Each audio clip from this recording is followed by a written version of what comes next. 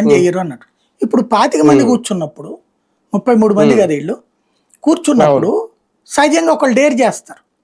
మిగతా వాళ్ళు కూడా గబక్కన ఒక మాట అన్నప్పుడు జగన్ కూడా వెనక ముందు ఆలోచించుకోవాల్సి వస్తుంది.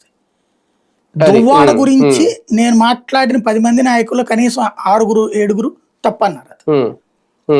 ఇంకా పట్టుకుని ఆ ప్రోగ్రాంలు ఏంది, ఆ యూట్యూబ్లకి ఇంటర్వ్యూలు ఏంది, ఆ ప్రేమికుల దినోత్సవాలు ఏంటి, పార్టీ పరువు సంకనాకుతోంది. ఇప్పుడు అతను డైవోర్స్ తీసుకుని పెళ్లి చేసుకుంటే తప్పేం లేదు, మాకు సంబంధం లేదు, అది వాళ్ళ ఇంటర్నల్ వ్యవహారం.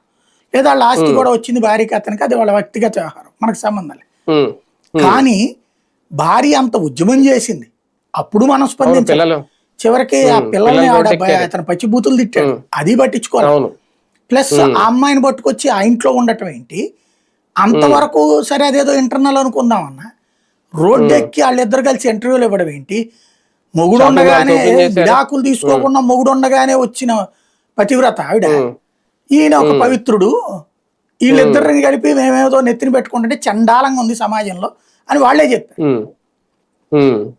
ఇప్పుడు ఆ మొక్క ఆయన ఎదురుకుండా ధైర్యంగా అనగలిగారు, సస్పెండ్ చేయించగలిగారు. ఇదివరకు జగన్ ఆలోచన ఎట్లుండేది, ఏముంది ఇప్పుడు చేసేదనే లెక్కన ఉండొచ్చు, ఇప్పుడు కరెక్ట్ యాక్షన్ వచ్చింది. అదే పిఎస్సి తొలి అడిగేమో, ఇది పిఎస్సిలో తొలి యాక్షన్ ఏమో. వైసీపీలోని